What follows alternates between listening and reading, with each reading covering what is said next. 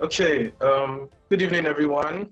Morning if you're in a different time zone, afternoon if you're in a different time zone. Welcome to BAOBAB Perspectives by CPDI Africa.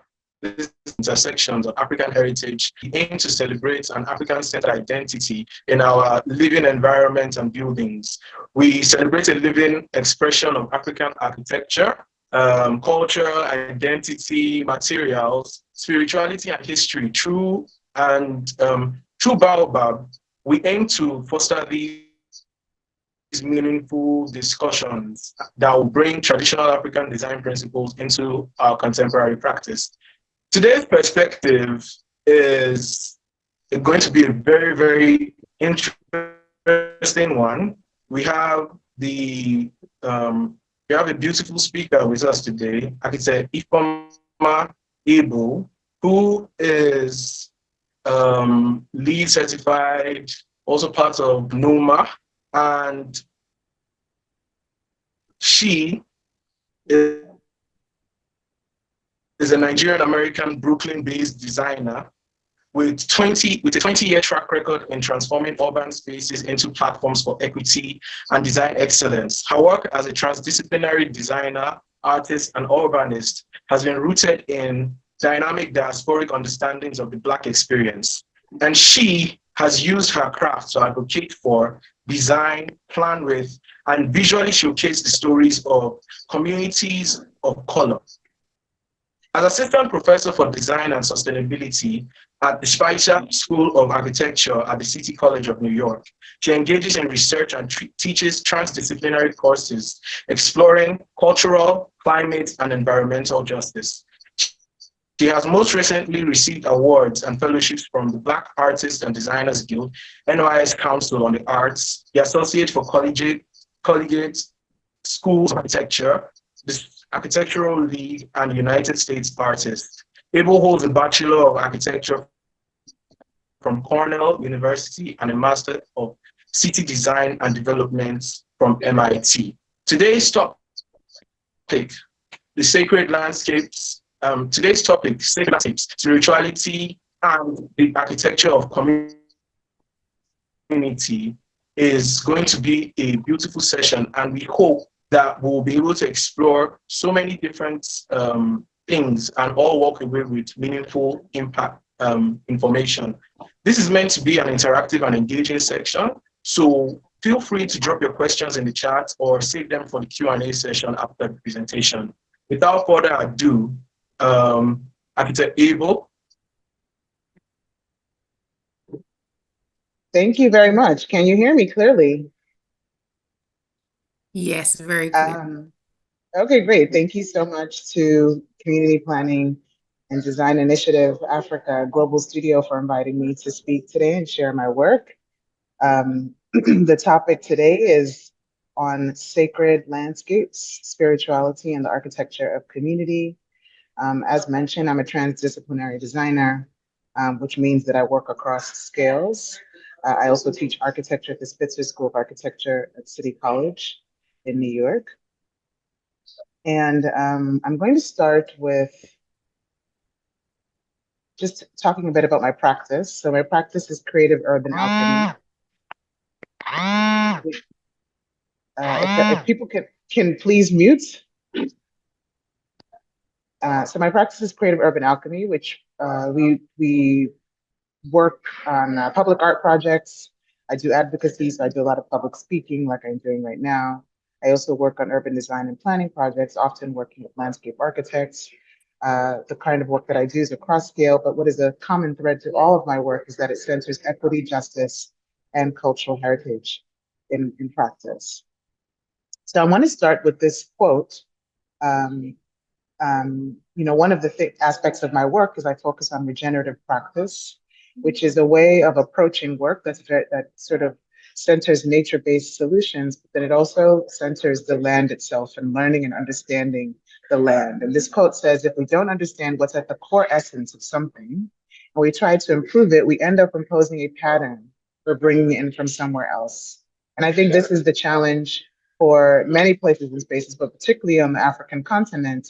There are foreign patterns that have been developed onto our cities and our towns and even our villages that are come from someplace else. And the colonial exercise, colonization, did not really strive to understand who Africans were at their core essence before developing cities on the continent, and I would say anywhere else. So central to my practice is really understanding place. So I'm going to talk about some work that I've been involved in an art exhibition called Reparations in Public Space, and then it evolved into some student-based work at the school that I teach. So there's an interesting phenomenon happening in New York City, which is where I'm based. There's been a discovery of many different African burial grounds throughout the city. There's one that was discovered in the Lower Manhattan during the 1990s, 1980s, 1990s. That's the one you see on the far left-hand side of the screen. There's one that has been recently discovered in central Brooklyn and Flatbush, which is the one you see in the center part of the screen. And then there's one discovered in Harlem, New York, which is in Upper Manhattan on the right-hand side of the screen. And all of these burial grounds were discovered when the city sector was about to build a building and they discovered bones underground. And so these sites, these landscapes are some of um, the sort of proof in our built environment, in our environment in general, that slavery did exist, and that Black people were brought to the United States, particularly to New York, and that when they buried their dead, that they had a process, they had ceremonies, they had rituals associated with that. And so I'm going to be focusing on the central burial ground, which is Flatbush, Brooklyn. And you see the term Lenape land, and this refers to the unceded lands of the indigenous Native American people who were stewarding this land way before colonizers came. And so oftentimes when I talk about sites and places, I will always reference the indigenous term for the land because it is still their land. They have not given it up, but it has been taken. And so these are just images of the first burial ground that was discovered in the 80s in Lower Manhattan. This is what sort of showed up during the archaeological dig in those sites. You can see that there's lots of history buried underground. These are sacred sites across New York City, but some of them are not being commemorated, and there are more and more of them that are being discovered. So as a part of my process, I worked with the Flatbush African Burial Ground Coalition, which is an organization that has been created really to be a champion for and advocate for the Flatbush African Burial Ground, and really striving to keep anyone from building buildings on that site because it is a burial ground. There still are remains buried there. And so I worked with them to really think about and to create visions for what would they want to see this burial ground transformed into. Right now, it's a vacant lot with a fence around it. And so we did a series of workshops using collage and using artificial intelligence to create new visions for what the burial ground could be transformed into. And we use this framework called trauma-informed design framework. And this trauma-informed design framework centers joy, hope, connection, peace of mind, empowerment, comfort, community, and choice in reimagining places and spaces, striving towards healing. And the image that you see on the right-hand side is an image generated using artificial intelligence that uses AI to transform a public space in New York City into a place for Afro-Indigenous environmentalism. You can see the women are there and they're growing vegetables, they're practicing their sort of cultural heritage in a place that wasn't created for that, in effect transforming it. And so this is what we're sort of what we're striving for in this work. And so these are images that were generated through that workshop using artificial intelligence, and what people expressed that they wanted to see in this work was really create spaces where people can connect with nature, they can use African symbolism, they can have a space for storytelling, spaces for collective learning, experiencing joy, experiencing African cosmology, where youth could enjoy, and where they could create and craft things together. And so these images were all generated in the workshops that I mentioned before, and we use artificial intelligence because of the sort of instant nature of it. You could develop prompts together as a group, And as you're developing these prompts, you're seeing the images in real time as opposed to having to go away, create images, and return to that same group. So it gave people a sense of creative agency in reimagining how African burial grounds can be used for spaces for healing and joy. And so when, through a lot of the feedback that came out of these workshops, I really wanted to tap into my own cultural heritage, myself being a Nigerian, and particularly being from the southeastern region of Nigeria, which is Igbo land, and really diving into what do healing spaces look like in Igbo land. And on the image you see on the right is referred to as an Mbari shrine, which is a shrine for ancestors that has been used in Igbo spirituality for centuries. And the space itself, you can see that there are sculptures in that space, and all of the sculptures are either sitting or they're laying down. So there's this focus on the rest. And these sculptures represent ancestors. And so there's this focus on rest, ancestral rest, rest for the human being, and this space being a place of rest. And you can see on the left-hand side an image of a woman painting paintings on the side of the building. So women were very central to the adornment of these spiritual places, these sacred places.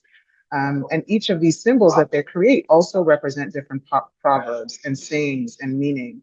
And so I thought there was this interesting connection between the work that the women are doing, using symbols to represent phrases or proverbs, and the work of AI, which uses words and phrases to create imagery.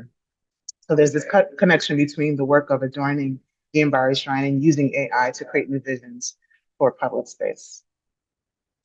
So a lot of the symbology is also used on women's bodies for tattoos. You can see on the image on the left-hand side, tattoos on their leg, but then they also use the same symbols and imagery on their fabric. So there's this connection between the adornment of the sacred building, the sacred space, the Mbari Shrine, and the adornment of their bodies, the body as a temple in itself. And so I thought there was, a really interesting connection between the tools used to adorn the body and the ways that these shrines were being decorated in Igbo culture. And so I then went into AI again, and I took a lot of this inspiration, the uli art, which is the art you see on the women's bodies and on the fabric, and using uli art as an inspiration for the creation of new artificial intelligence images. So the images that you see here are really bringing in African-centered themes, concepts, iconography into the creation of pavilions in public space. And this could be a way of making a space for African burial grounds in New York City. And so this project was really about how do we repair this connection to our ancestral wisdom in the way that spaces are crafted, in the way healing spaces are crafted. You can see in the image on the left-hand side, there's a woman that's sitting in this chair that's made of crochet. And crochet is also a form of craft, particularly in African-American culture. And on the right-hand side, you see a space that's crafted that looks like weaving, a woven basket that people are actually using and resting in. And so there's this connection between the way craft occurs across the African diaspora and how it can be used as a tool to generate new ideas for creating safe spaces and healing spaces. But then also learning from nature, and particularly from birds and how birds create healing and safe spaces, the nest itself as a place that's created that is also a woven thing. But what would it look like to create nests that are human-sized and that Black women in particular could be using in public space as a tool for rest? And that's what some of these images are reflecting, those ideas. So I also wanted to work with craft making myself. And so as a child, my mother taught me how to crochet. She taught me how to sew and make blankets. And so I wanted to revive this skill set that was passed on to me by my mother, to tell stories of what the future of African burial grounds could be, what they could look like and feel like. So these AI images that I generated, I then printed them onto cotton fabric and wove them together with different types of African fabric. So in these two images, you see ashoke, which is the golden fabric. You see Ankara fabric. You see akwete, which is a woven fabric that Igbo people make, whereas ashoke is a woven fabric that Yoruba people make. And really creating a collage out of these tapestries to reflect the potential for African burial ground to be spaces for individual meditation and connection and healing, but then also collective healing and meditation and prayer and reverence for the sacred land beneath. I also brought in crochet. So in the image on the left-hand side, you can see crochet. You can see, a woman stewarding the ground. And really, all of the images are really about celebrating our cultural heritage, celebrating the way that our ancestors have taught us to connect with nature, and how the space and transformation of the space can facilitate these connections to our ancestral wisdom. So in a way, it's bringing together the traditional AI, which is ancestral intelligence, with the modern and futuristic AI, which is artificial intelligence. And so I was able to take this exhibition really across the world. I started by having the exhibition opening in Brooklyn, New York, in the United States, where I live, at the Flatbush Central Caribbean Marketplace, which is a marketplace that centers Afro-Caribbean culture and community in central Brooklyn. And then I brought it, close to a year later, I brought it to Abuja, Nigeria, to the Community Planning and Design Initiative Global Studio Center, a research hub at the African University of Science and Technology. And so these images just reflect ways that people across the African diaspora are engaging with this art and really understanding and finding connection to the themes in the artwork, which is really about rest, joy, celebrating cultural heritage, connecting and repairing our connection to the nature and also to our African selves, having conversations about what that means to repair oneself in public space, to transform public spaces into spaces of repair, to even engage in acts of meditation, acts of worship in public space, and how that can also create a sense of healing and collectivity in that healing. So I mentioned before, I teach architecture at City College in New York, and last semester I taught a studio that combined landscape architecture and architecture students to reimagine the Flatbush African burial ground, but to learn from African craft making.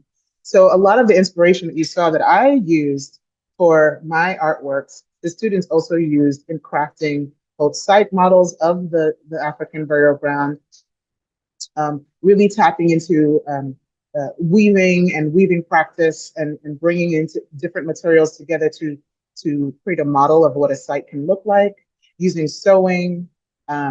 Some of the landscape architecture students actually had degrees in fine arts and knew how to craft themselves, how to sew fabrics. And so the idea of making quilts, of making African fabrics, they used as a tool for developing a model of the site for the African burial ground, and using different textures and materials, bringing together wood and yarn as tools for weaving different ideas and concepts together into a site plan. So all being inspired by traditional African heritage.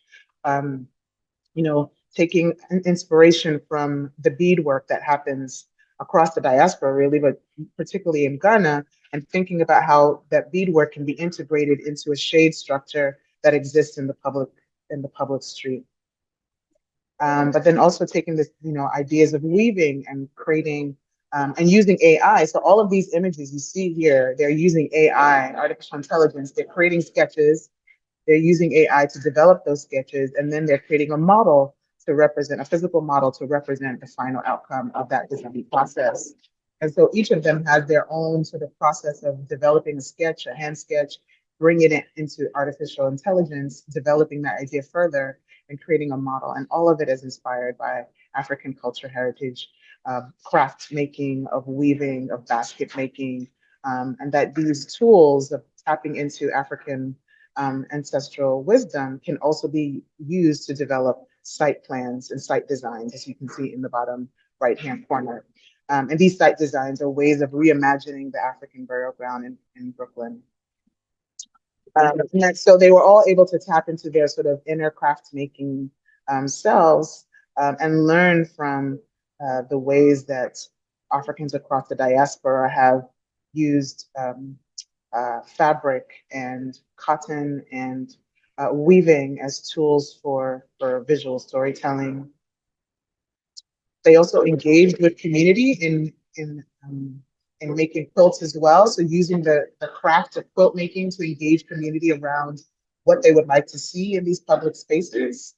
So being very clever about just the act of quilt making, creating the patterns for quilts, but then also using that as a tool for engaging community and getting their ideas, or even using AI as a tool for getting ideas from community in public space. So these are my students working right by the Flatbush African Burial Ground and creating a sort of a tool in public space for people to generate prompts that they then use an iPad to create these images that you see on the right-hand side in real time in public streets, so in the public space. So people are able to see the ideas that they were thinking about in their mind in real time, what it would look like in the space right in front of them. Or even thinking about African cosmology. In this example, the students are using Congolese cosmology as a tool for thinking about site planning, planning the site around the seasons, around different weather conditions, or even thinking about yam. Yam is an important food for, and actually, part of rituals and ceremonies in Nigeria, and particularly in West Africa, and using just the form of the yam itself as inspiration for the design of spaces or pavilions that can be used in public space. And that those ideas that are taken from looking at food and developing food into a concept, into an idea woven into the landscape itself, can create a tool for developing a site plan, a site design. So I'm going to end with this quote by Leslie Ann Noel in the book, The Black Experience in Design, which is a really great book to tap into. She says, the language of design, abolition, emancipation, and liberation overlap at times. The overlap focuses on building, reconstructing, creativity, and making new visions. So I really end with this quote because I feel like this work of new vision building with people can also be a tool for abolition, a tool for liberation, a tool for liberating one's mind, creating space for people to dream, to create new visions for their futures, and to actually materialize those visions into something that can be a tool for space making. So thank you so much again to CPDI Global Studio for the opportunity to share this work, and really looking forward to any questions, comments, thoughts, and feedback in our discussion here.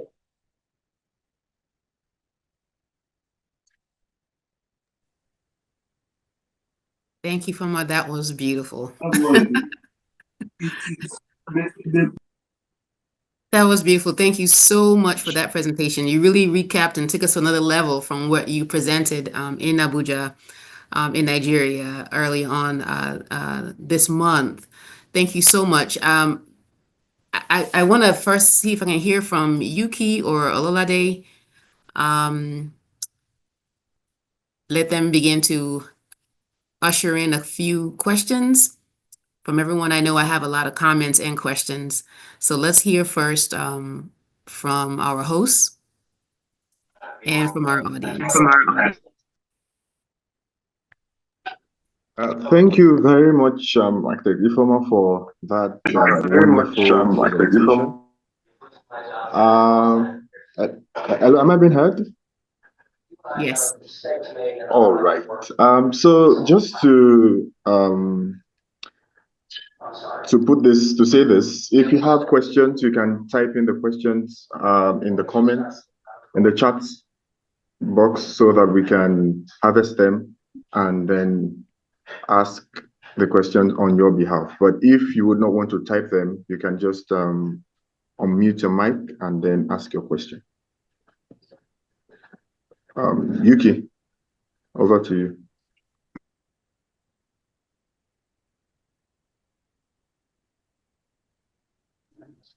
All right. So somebody was asking for the name of the book. The name of the book is The Black Experience in Design. The Black Experience in Design. That's I don't know if you got it. Okay, I hope that answers the question. But in the case that you haven't typed your questions yet, I want to ask more like back here in Nigeria, there's a lot of things associated. There are a lot of things associated with burial sites. There's the spiritual aspect, the cultural aspect, and some other aspects that I might not even know about. But from the one that I know, how do we integrate some of the things that you have spoken about in terms of the utilization in Nigeria, most especially considering the yes, it's sacred. We see it as sacred, we see it as spiritual, we see it as cultural, and so on and so forth. How do we, as Nigerians, utilize these things that we have put forward, bringing it home? Yeah, that's a great question. You know, I consider all of the land in Africa as sacred myself, particularly for those of us who are not living on the continent, who are not sort of directly connected to that ancestral wisdom, that cultural heritage. To return home is to return to sacred lands. And I'm not sure about you, but in my mother's village town, when you pass away, you are buried in your compound. So even the village town, your home is sacred because there are many of our ancestors that are buried in our homelands. And so I think this is an approach, a way of thinking about just public space and just open space in general, whether it's the compounds in our village towns or even open spaces in our cities. This, aside from the fact that these are burial grounds in United States, I think if we think about on the continent in general, how we are developing the spaces in between buildings, how we're thinking about even the building of buildings themselves, like where are we getting inspiration from? And this is really about repairing that connection that we have to our ancestral wisdom and learning from the way that our ancestors built, the techniques they used, the craft making as inspiration. So that's really what this presentation is all about. The burial ground just is a location for exercising that idea, but it really, these are ideas and approaches that can be used elsewhere. All right, thank you. Yes, it does. Thank you very much for explaining that that deep. Thank you.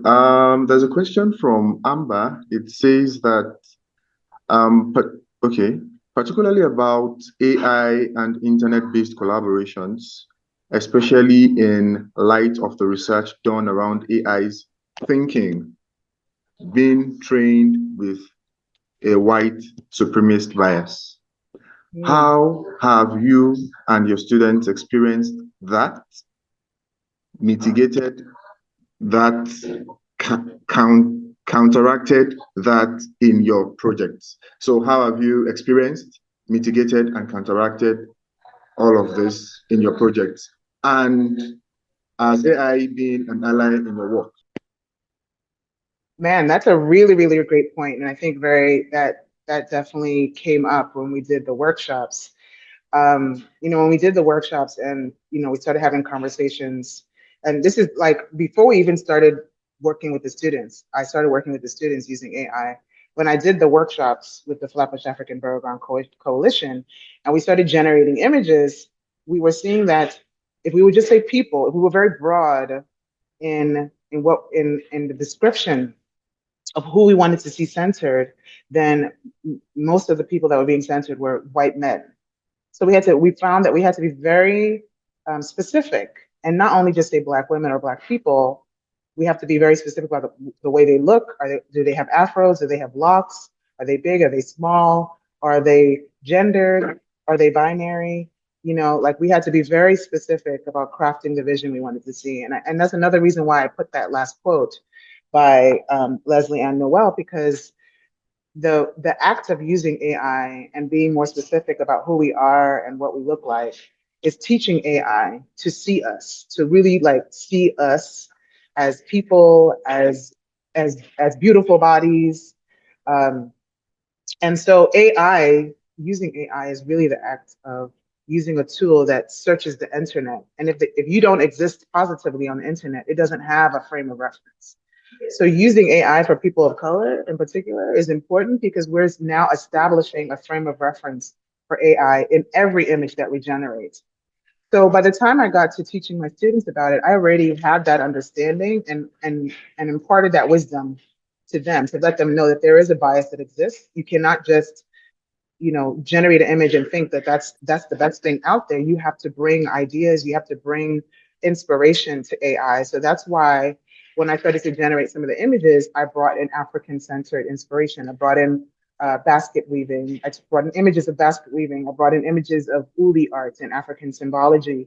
Because when I tell AI I want something African-centric, it may not even know what that means. It may think I'm thinking lions and tigers in the forest, right? But I already know myself, having done research on African cosmology, African art, African aesthetics, I know where to pick reference from. So when you're partnering with AI, you cannot just allow AI to do the thing. You have to actually bring content. You have to bring inspiration, and that allows you to get a much better, more granular output to what you generate. So as you can see in the students' work, they're doing sketches, but they did research. They had to learn I had a person come in and teach them weaving. They learned about weaving in different contexts. They had to do that research first to understand what are they learning from, where are they being inspired by, then do sketches to sort of process that information themselves, then bring that sketch into AI. So they're not just starting with AI just running on its own, they're bringing content into AI that AI then works with.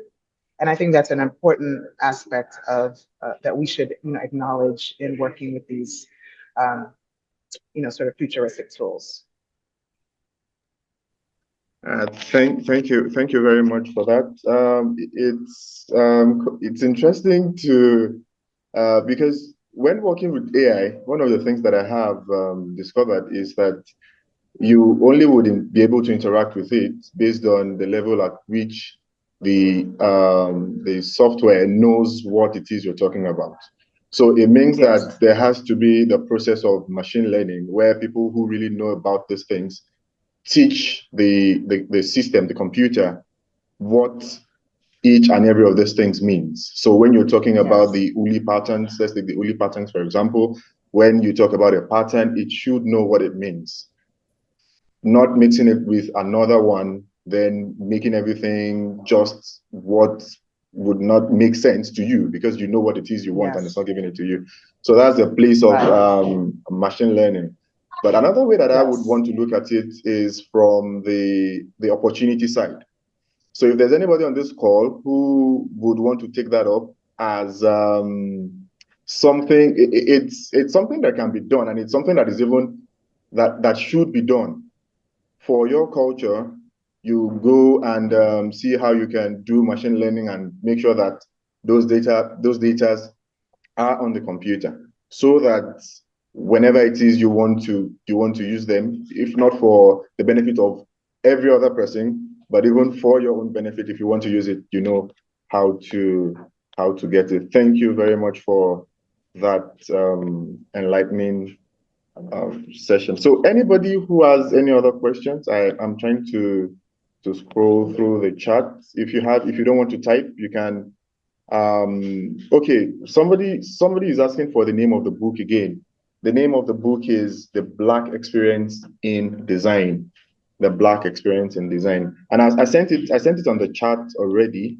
But if you want to ask questions, you could just unmute your mic and then ask your questions before we move on to the next thing on the agenda.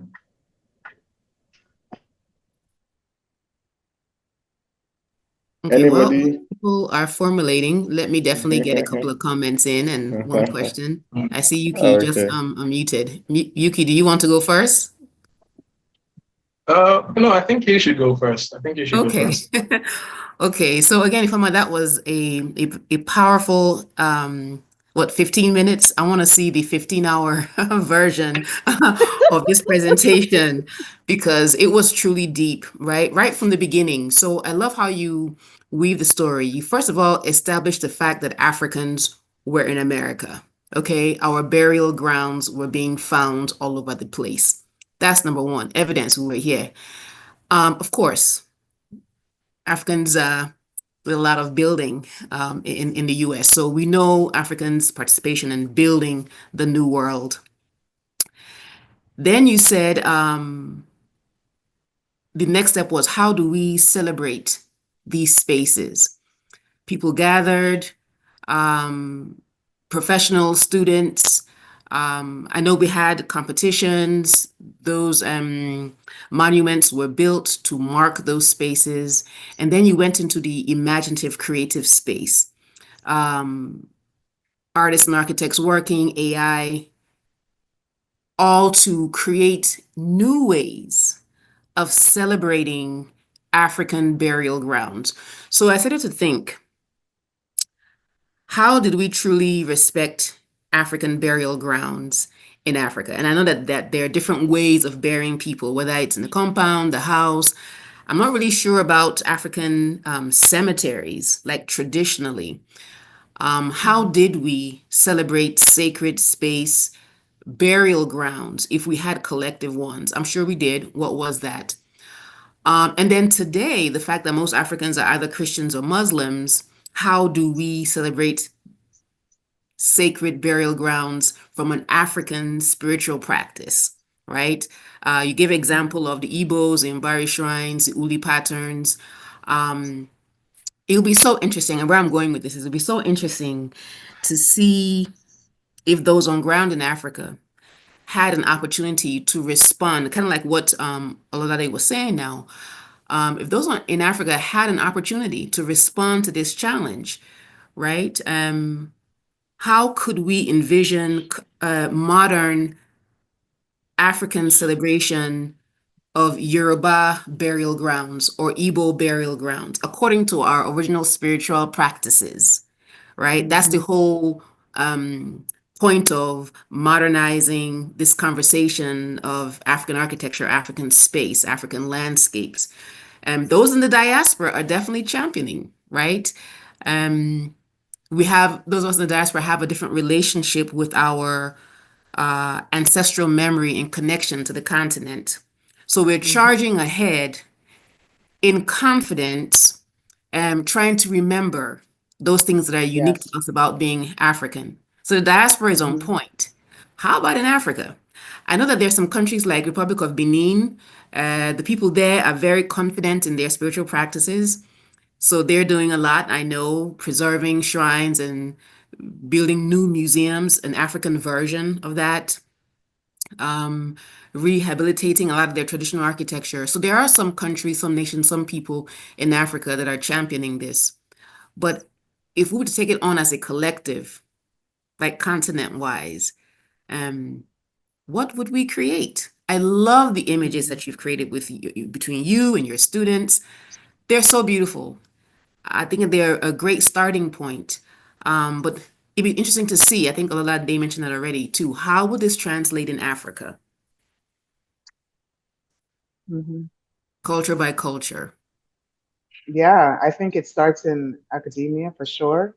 It, start, it starts with students exploring with material, with you know, and it's not just like the building, because I think we focus a lot on how do we use Afrocentric approaches to just the building, but there are so many things that we interact with that are designed. There are tables, there are chairs, there are you know, bicycle racks. There's so many things that we interact with that can be inspired by you know, African craft making. And we see it in our homes. We see these crafts being used in our homes, but they're rarely used as like the inspiration for something that we can actually inhabit or interact with on a human scale. So I think it definitely starts in our schools, where we don't have to constantly be looking to Europe as inspiration for how to move forward. We can look to different forms of of African culture. Yeah, very true. You landed very well on that. It's the curriculums. It's what are we teaching our students? High school, university. What are they being exposed to?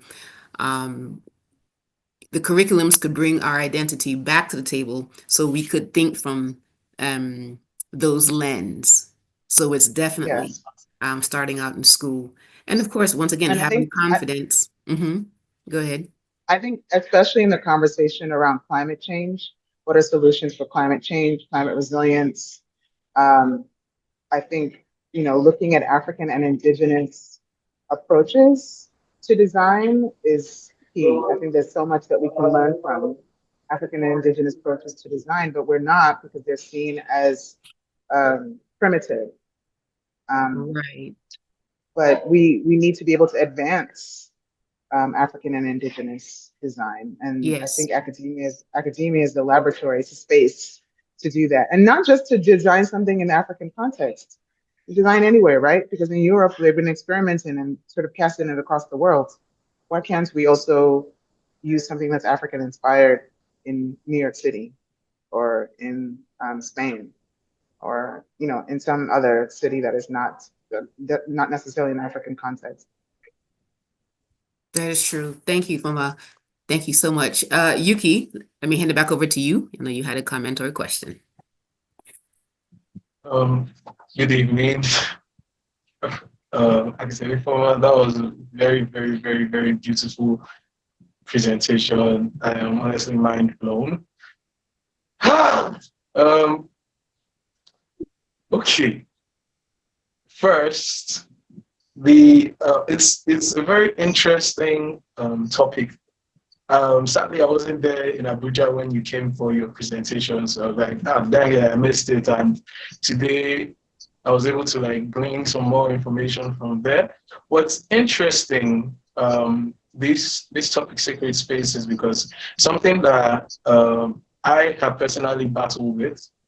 I think from the first project I did, my CPDI Africa internship, one of the main things there was I was trying to make sure that everything was reflecting each of the 5 elements of CPDI Africa, Afrocentric architecture by CPDI Africa, which is culture, aesthetics, spirituality, community engagement, and local materials. Particularly when it came to spirituality, I was very, very it was a very, very sort of dicey situation for me because I was like, oh, wow, what exactly is a way to represent spirituality? Especially then, because we've had this conversation a lot, me, Ali, Ololade, all of us here, about what is too spiritual to tell for, when you're trying to create contemporary works. We don't want to over bloat it and then everybody's like, no, I'm a Christian, this is too pagan. Or no, I'm a Muslim, this is too, and all of that. So we have always tried to think of finding that balance between them. Now, what's interesting for me is how you mentioned that it's not necessarily just about the architecture. It's also has to do with the, small things, everyday things too. Those can actually become avenues to communicate that sacredness also. Mm-hmm. And how I actually don't have a question. It's just a very interesting thing for me, how a lot of dots have started connecting. For me, I was thinking, as you were speaking, I was thinking about combs, hair combs, especially the ones that were made of wood.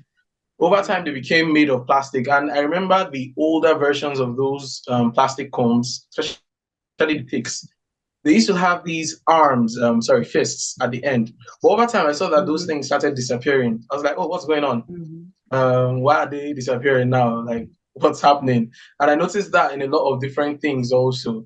We started shying away from so many different things. And I think it was the way the culture was shifting.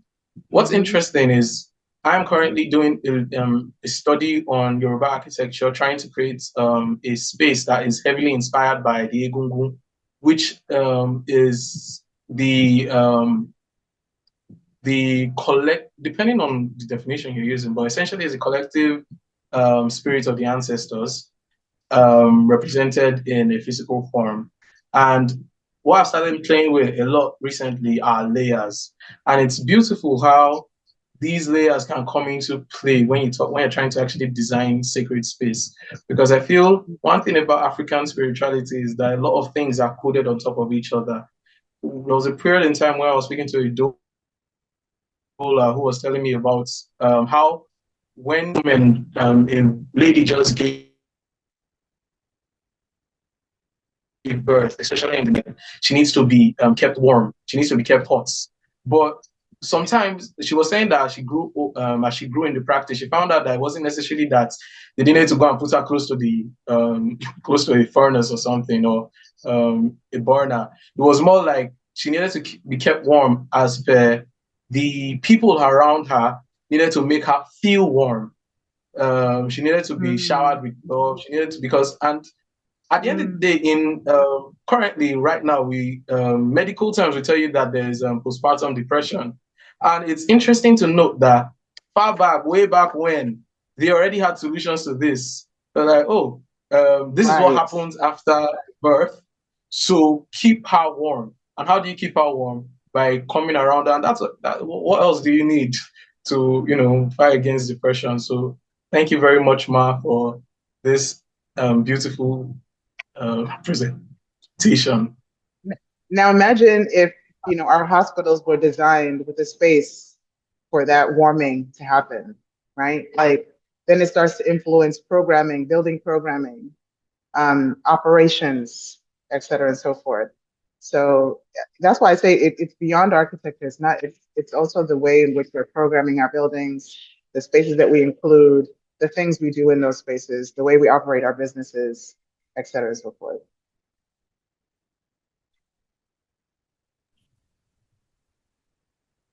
That's a great question in the chat. How do you make African architecture acceptable to the general people from different races and faith? I think you start to create connection. When I did this studio, it's really about people tapping into their own sense of like desire for healing, desire to use public space for healing, a desire to be inspired by something outside of themselves. And if we can, again, tap into Japanese style or Eurocentric style for inspiration in our designs, why can't we tap into African? I don't know if you have to, we use Feng Shui, people are using Feng Shui, but are they Chinese? No. And so I feel like there's ways that you can find inspiration from many different cultures. And it's just a matter of us just being brave and bold to use them and be very open about how they're being used. Amber, go ahead. All right, Amber has his hand up. You can unmute your mic and speak. Okay, hold on a second. Hi, everybody. Thanks so much for creating this platform. I love it. This is like a treat to be able to be in community with you all and just hear these ideas floating around. I just wanted to kind of respond to one thing and see if maybe you all have some ideas. Somebody was asking in particular, I think it was, I'm not sure exactly because it's been so much back and forth in the conversation, but about how to kind of bring these design perspectives to African spaces and how to grow them here on the continent. I'm in Ibadan, Nigeria right now. And I just wanted to bring up something that I've observed. I'll tell a little story. I had an interesting interaction just a day or two ago where a woman that's in a group chat that I'm part of, she'd been traveling and came back to Ibadan. It was kind of ranting about how people don't use ceramic clay pots anymore in Nigeria, and that she brought back a tangine from Morocco and she wants to find somebody to make it, and this is something that needs to be championed. And I was like, well, actually people do. Like, I can take you to like the marketplace where people make them, and there are also people who are taking those more traditional designs and putting their own innovative spins on them and developing them in their own creative ways. I think sometimes I see that kind of perspective too, that maybe it's good to be a little bit aware of that, these things aren't happening on the continent, but it's more that those voices haven't been amplified or as privileged to be at the forefront. So, and I also think about like, taking an academic route, which I do think is very important. I've also seen how academics in here have shut out some of those perspectives as well and kind of been perpetrators of that. And one big example I've seen that particularly when it relates to architecture is in the example of Demas and Woko, where a lot of architecture departments here in Nigeria refuse to teach his work, even though it's respected all over the world and renowned because he doesn't have a formal architecture degree. So I'm also wondering, this is really a question, I'm just talking a lot, but how to kind of, find those people and those spaces that are doing this work and be behind them and support them to also create like inclusive and vernacular conversations around these things. Because I do think a lot of them exist, even with in the face of Christianity or Islam and other religious influences. I think a lot of those traditions are still here and still present. So how do we kind of amplify those things and bring it out and also bring a sense of esteem to those for people to be able to share the knowledge that exists and kind of build upon that. I'm just interested in people's perspectives on that. A really great point. And I can, I just, highlight Madeleine and her competitions that she's been involved in and really using that as a tool. And she's received competition entries on Afrocentric design from across the world, really. So not just Africans thinking about how something that's African-centric can inspire design of a building. So I feel like, we need more competitions, and we're seeing some of them in the United States, but we need more of them on the African continent so that is a platform for amplification. I think definitely academia, because that's the future of our profession are the people who are learning in architecture school right now, in different design schools right now. And so we need to bring these concepts and ideas into the classroom as if they're just regular, not something special, but just a regular approach. Because when I was in school, I was learning about Feng Shui. I was learning about Japanese architecture as if it was, something regular in my schedule, and in my sort of my architectural learning. And so why can't we do the same thing for Africa and take it seriously too? Like, we had a methodology for the way in which our homes were planned, the way in which they were designed, the crafts that we make, like there was intentionality in everything. And so what we should be learning about what that intentionality was and how our cosmology is so connected to it. And I really see African spirituality as just like, it's our culture. I don't know, like we're compartmentalizing and saying something is religious and something is secular. Like it was our worldview. It wasn't just like, it was just the way in which we saw the world, the way in which we saw nature. And so when we start to compartmentalize it and say it was religious something, even just the term sacred is not only a religious thing, it's just about awe and reverence, and considering something important. And so that's why I use the term sacred. But I also feel like a lot of this inspiration is not just something in the religious realm, that it's something that can be in our everyday lives. I'd like to add something really quickly before Alan has a question. And Ifeoma, I know you only have a few minutes left. Amber, wonderful question, comment, Ifeoma, great answer. I'll just add really quickly. Yes, there's a lot actually happening on the continent. We just are not documenting it. You mentioned Dimas Wonko. I always say that there are probably hundreds, if not thousands, of Dimas Wonkos around the continent, but no one is researching and documenting.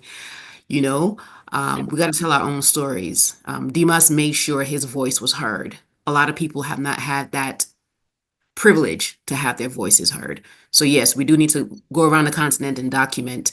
Alan, quickly, if you could ask her a question quickly, because Ifeoma only has a few minutes for her next meeting. Okay. Hey, everybody. It's really interesting what you guys are speaking about. So quickly, I hear a lot about the fact that academia is very important to, pushing traditional design. Yet, what I see is just that it still remains on a very grassroots level, in the sense that Dimas, like, yeah, he's very popular. But then my thing is just how do we get policymakers, African policymakers, to support actually, scaling traditional design? Because as long as it remains within academia, it's very grassroots. I mean, the state, they have the resources. Contrary to popular thought, African governments are not broke. I mean, they do have resources. So now, what's the steps, in your opinion, to be able to get state policymakers on board? Yeah, I think that's a great point. And it makes me think about the importance of a research center like CPDI at the university, like, African University for Science and Technology, and the ways in which universities can partner with government. Because, you have research arms of government. You have, whether it's like the African Center for Cities at the University of Cape Town in South Africa, CPDI in Abuja. You have, research centers at different universities that are experimenting. They're having PhD students do research to really explore how can they land in regulatory frameworks. And I think there needs that kind of space for research, for exploration, for practicing, for piloting, for testing, for generating, guidelines and regulatory policies that then can be brought to government to say, hey, here's our experimentation, here's our trial of how these ideas can be integrated into policy.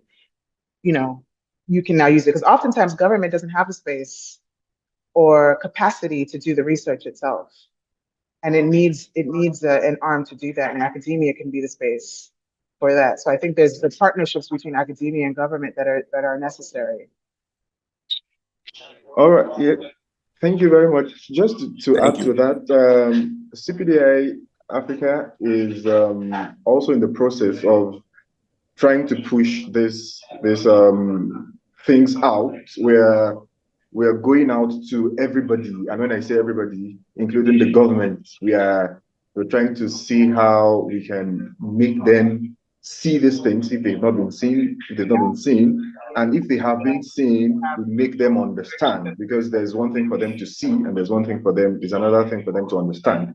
So at this point, we're in the process of making them seeing and understanding, and then having that option of this or that. And it's a work in progress, and there's been a positive response from the part of the government. Yes, in Nigeria here, there's a positive response on their part to see how we can. I can mention a couple of organizations that have shown interest, and we're working together to achieve it. So gradually, it's a long walk, but is it possible? Yes. And has work started? Yes, work has started. So anytime from now, you would be seeing changes, just baby steps, yes, but we will get there.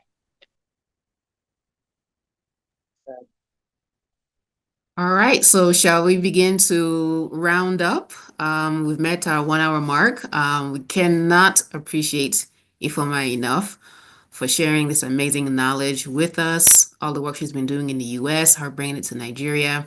She's going to carry this around the world.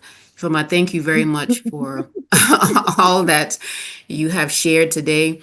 We're hoping that everybody will be able to keep up, get contacts.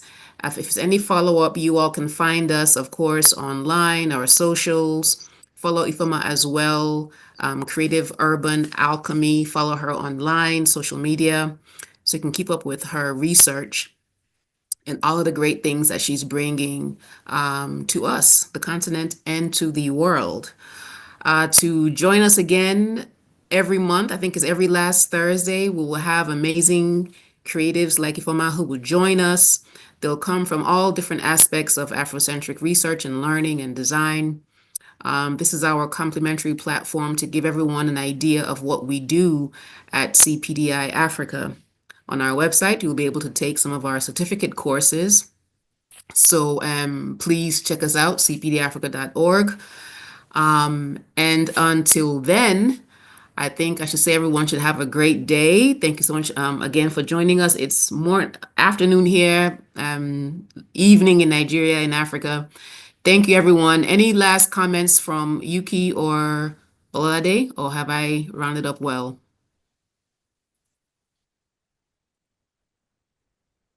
Okay, I think I rounded up well. Thank you, everyone. Ifeoma, darling. All right. Oh, bye.